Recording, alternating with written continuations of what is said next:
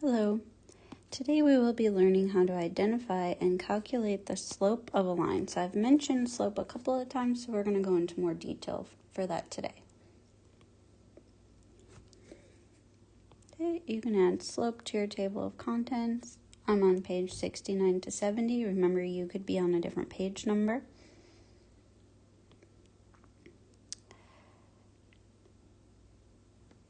In math, slope is the rate of change in the y-coordinates over the rate of change in the x-coordinates.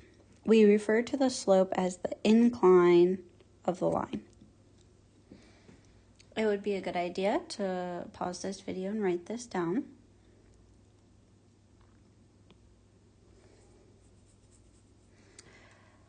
In order to calculate slope, remember I said that we have the equation y equals mx plus b in our previous video.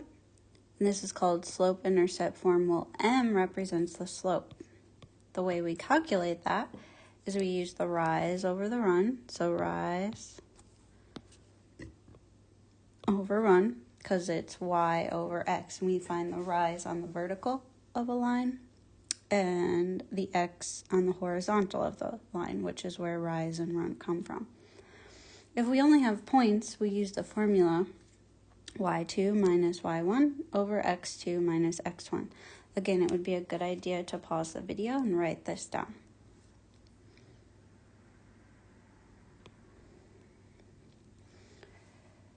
We refer to slope in 4 different ways. It's positive.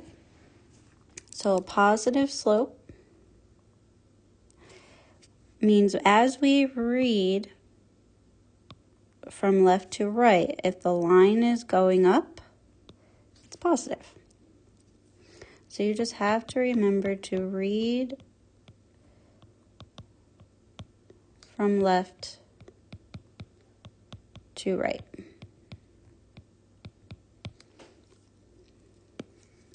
Okay, so if it's going down as we move from left to right, this would be negative.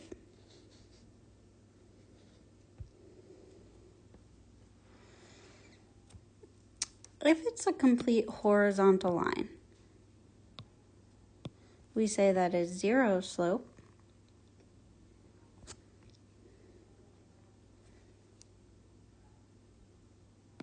And then if it is a complete vertical line,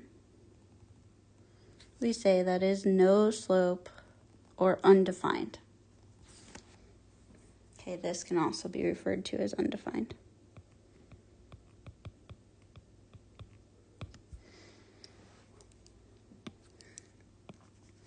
All right, so let's actually calculate these slopes using rise over run. So when we use a graph, we use that rise over run. Okay, and it means we go from one point to the next. So we find points on our graph, and the rise is the vertical to get to it, and the run is the horizontal to get to the other point. So what you should create here is a triangle.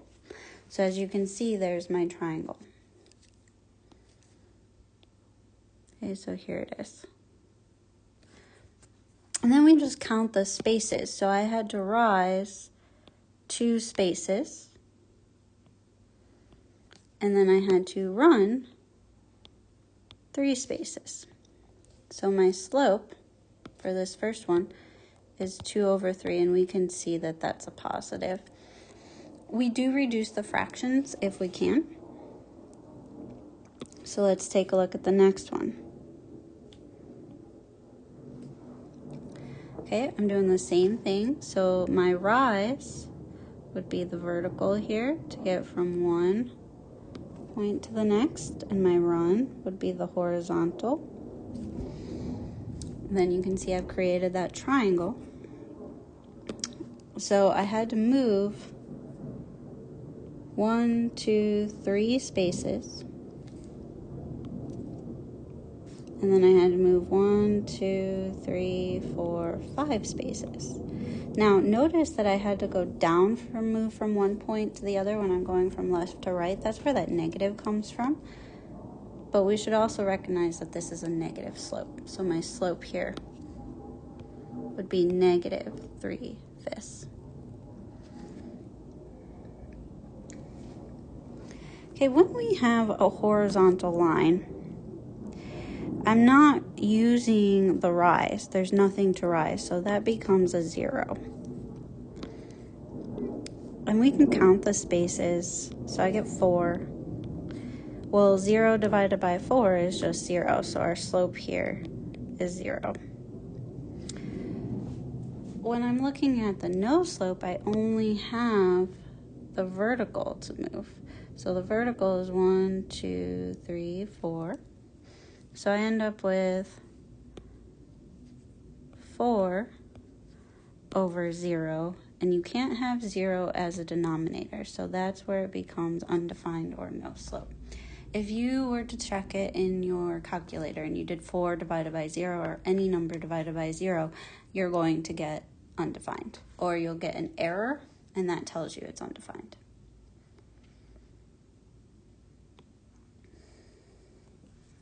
All right, so let's look through this. So we're going to find the slope of all of these problems. So again, if we have a graph, we want to use rise over run. So we create that triangle. Let's calculate that. 1,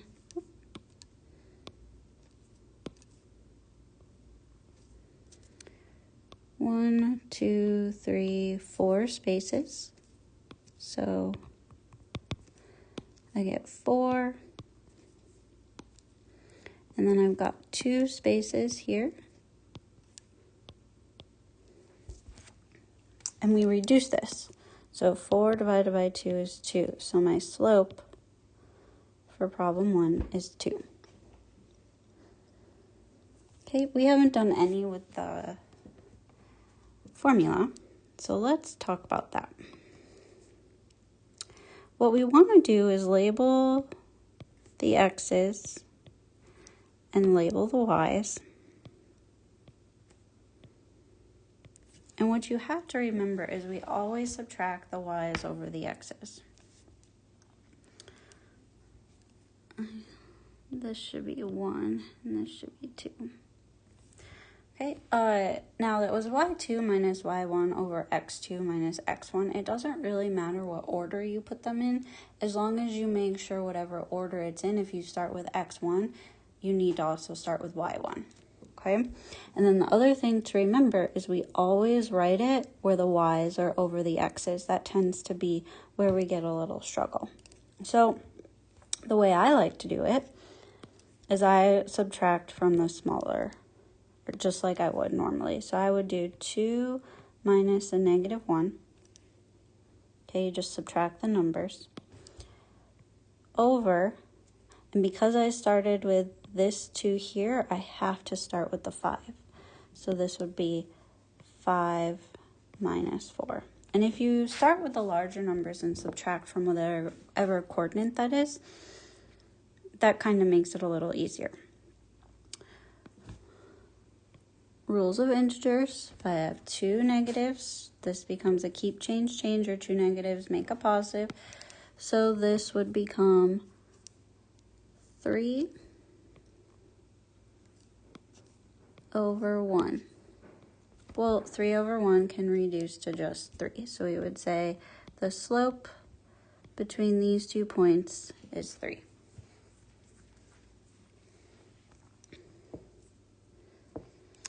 All right, let's try another one. Here, I've got my triangle. If you need to highlight it in different colors, please do that. We count the spaces. So for my rise here, I see 1, 2, 3 spaces.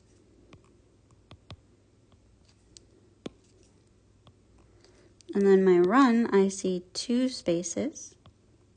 Now, we should also recognize that this is a negative slope. It's going down. So I need to make sure that this is negative. And then I check, can I reduce 3 halves? No, so we leave that as the slope is negative 3 over 2. Okay, so let's do another one with just coordinates. Now, you are more than welcome to use the coordinates and graph them and then find the slope if you're finding it a little easier to use rise over run, but you don't have to. This one, I'm going to show you a slightly different method. So what we can do is we can line up the coordinates. So we would have 0, 6, and then I'm going to line up 5 and -4 underneath. And we subtract, okay? But I'm only going to subtract vertically.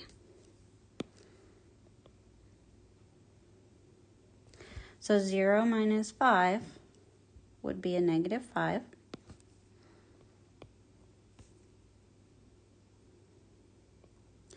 And then 6 minus a -4 would be 10. If you struggle with integers, please type that in your calculator, okay? And even if there's a negative there, you need to still subtract it. All right, so now the tricky part is remember we always have y over x. So this one needs to be written on the numerator. So when I write this, my slope becomes 10 over -5, and now I can reduce. So 10 divided by -5 is -2.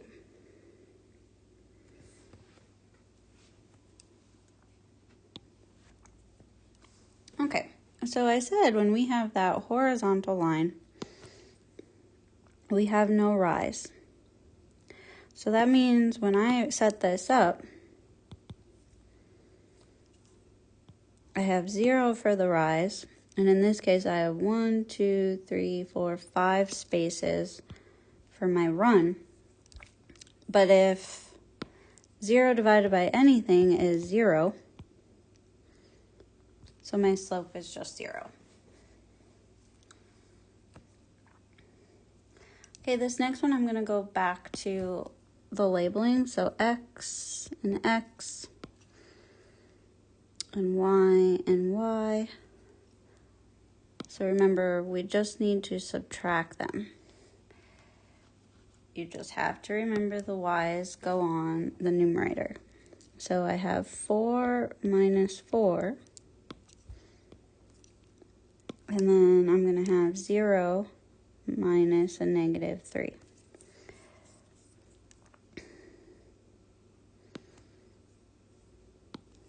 Okay, so 4 minus 4 is 0. This becomes a keep, change. So 0 minus a -3 is a +3. And again, 0 divided by anything is 0.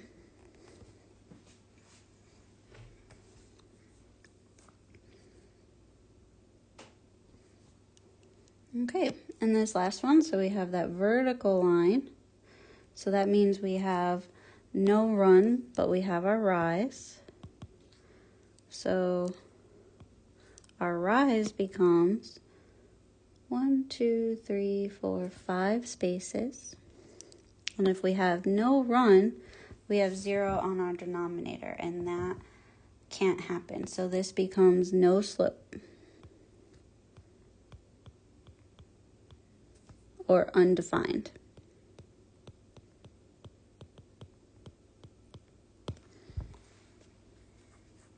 Okay, and then I'm going to line this up just so we get another practice with that. And then we would subtract, and you just have to remember. So 5 minus 5 is 0. -2 minus 2 is -4. And then you just have to remember that the y needs to be the numerator. So this becomes -4 over 0, which again is no slope or undefined.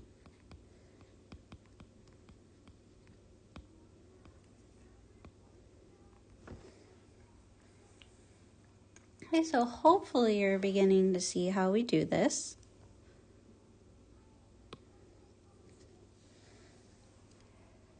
Okay, slope we also use to find a unit rate, and hopefully that's not a new term for you.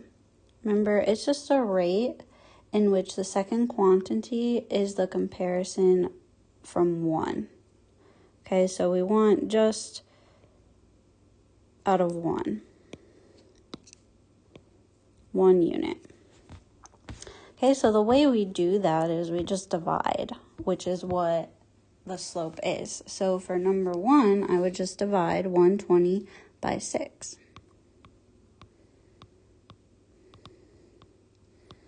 So it's the reduced form, okay?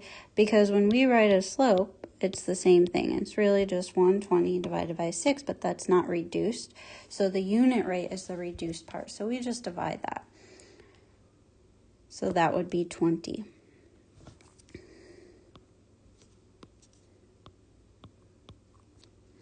And we should always write our units, which would be 20 bottles in one case. Okay, so here I would have 84 over 4. And when you were younger, or in 6th grade, you probably counted unit rates by doing the tables, which is the same thing. We can find the rate of change through that way. The easier way is to just divide them. So 84 divided by 4.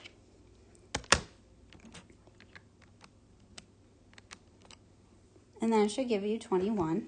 So that means it's $21 for one book. Okay, so then we have 60 divided by 5, which is 12. So that means there are 12 pencils in one package. And then we would have 420 divided by 7, which is 60. So that means the car travels 60 miles in 1 hour. Okay, and you should really write the units there that I'm saying. I'm just not writing them down. Okay, we can also find the unit rate from the graph, but we only need to go to 1. So you can see here, this would be 50 miles in 1 hour.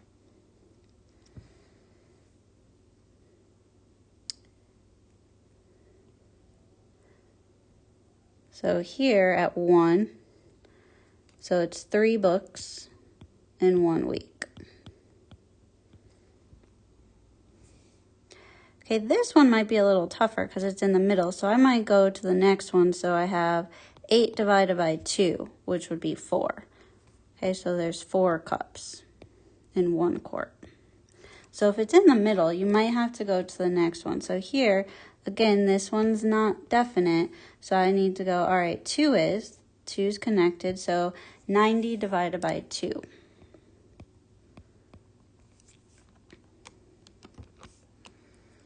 And that's 45. So this would be $45. Okay, so the unit rate we just find from the rate of change by dividing it, so we're out of 1.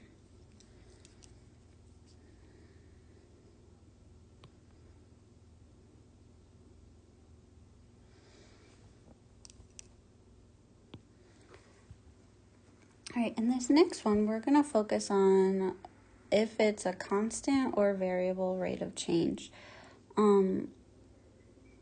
So what that means is that all of these are changing at the same rate, so that would be constant.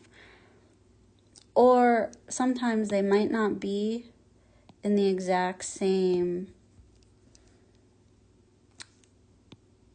like for instance, we went 1 to 2 and then 2 to 4. Okay, so if that's not happening, another way to check if it's a constant or variable is we divide and make sure they all have the same unit rate. So what I mean is 12 divided by 1 is 12. So if 24 divided by 2 is 12.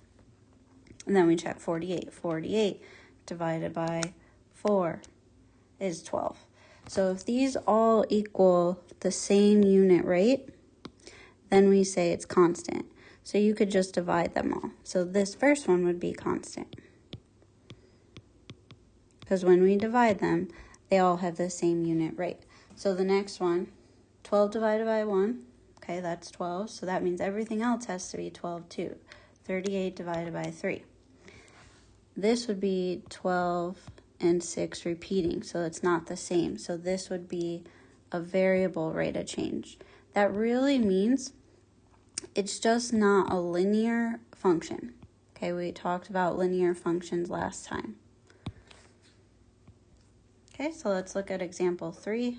So here everything needs to be 7. Well, 2 divided by 15 is not 7, so this one is also a variable.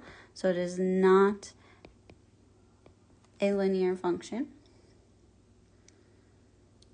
And then I'm going to divide the other way. 14 divided by 2 is 7. 21 divided by 3 is 7. 49 divided by 7 is 7. And so forth. So this one would be constant because they all have the same unit rate. So in order to be a constant, must have the same unit rate or the same slope.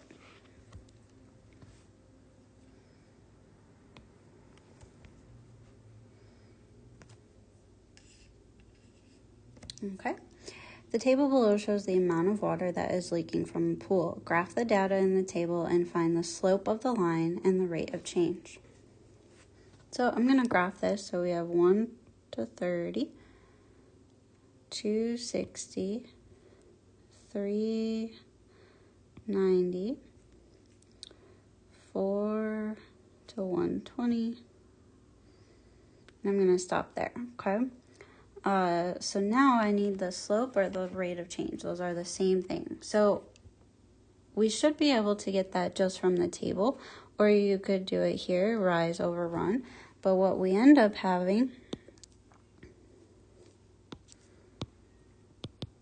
is 30 over 1. If you did a different one, so let's say you tried 90 over 3, so 30 over 1 reduces to 30.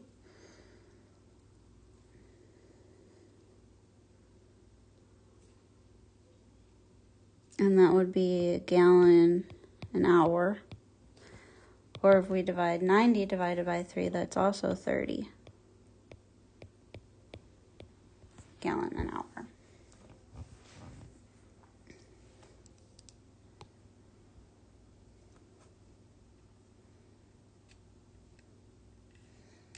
Okay, another way we could use slope is we have to use the table. So it says Sarah drove at a rate of 3 miles every 6 minutes. So the 6 is already filled in for us. So 3 would go here.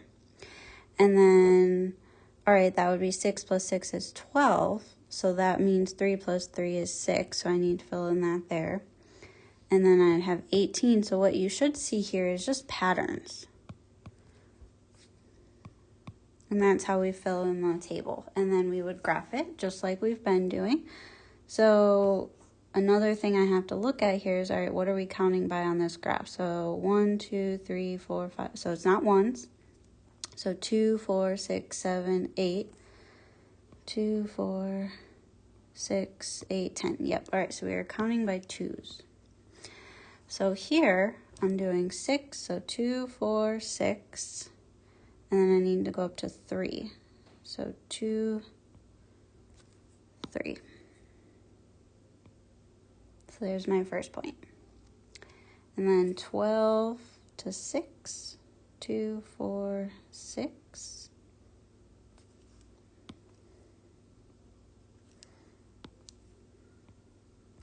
All right, and then 18 to 9.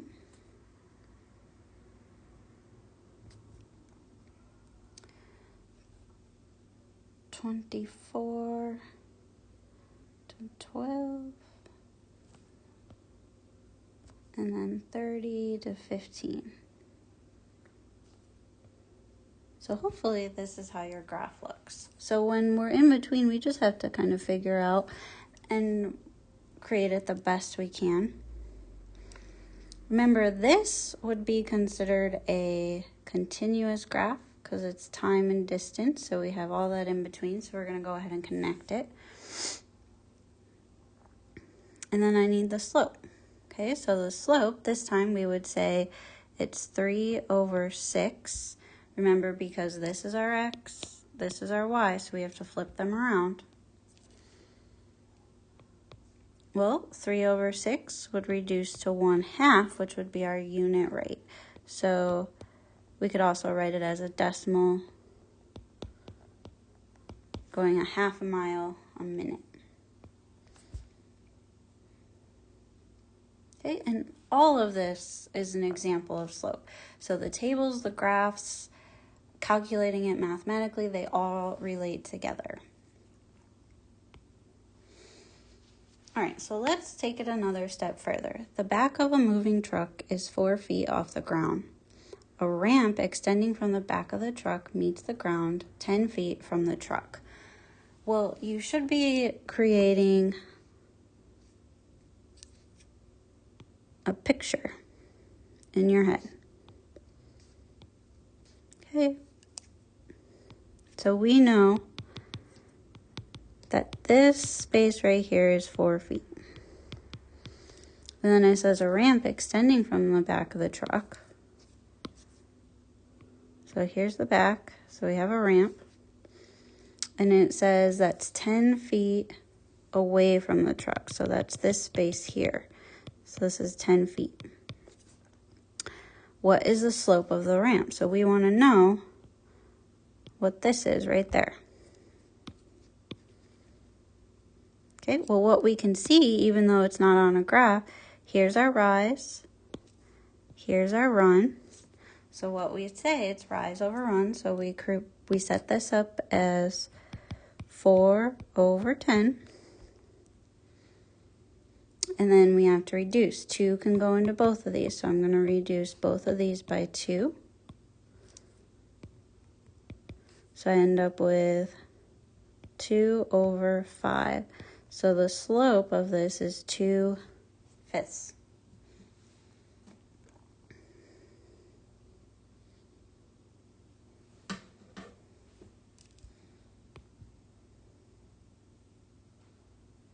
Okay, which is steeper? A slide that rises 3 feet for every 2 feet, or a sliding pole that rises 5 feet for every 3 feet? So they're already setting this up for you. So the first one is 3/2, and then the second one is 5/3. And we need to figure out which one has the greater slope. So this is where we utilize that unit rate. So we divide those. 3 divided by 2.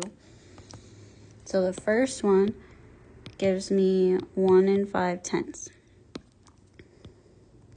5 divided by 3 gives me 1 6/10 repeating. So the one with the greater slope is the pole.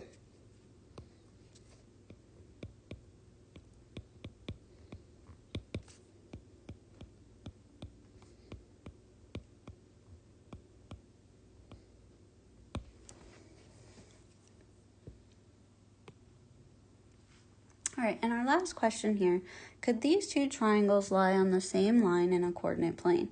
Well, in order to figure that out, we need to calculate the slope here of each of these. Okay, so this first one would become 16/18, because here's the rise and here's the run. So this would be 2. And then our next one would be 2/4. Well, this one would just be 1/2 because we would reduce that by 1/2. So could these be on the same line? No. Because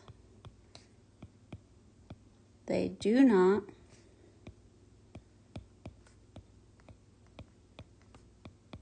have the same slope. Okay, at this time, you're ready to move on. If you have questions, which you may, because this was a challenging lesson, please get those answered.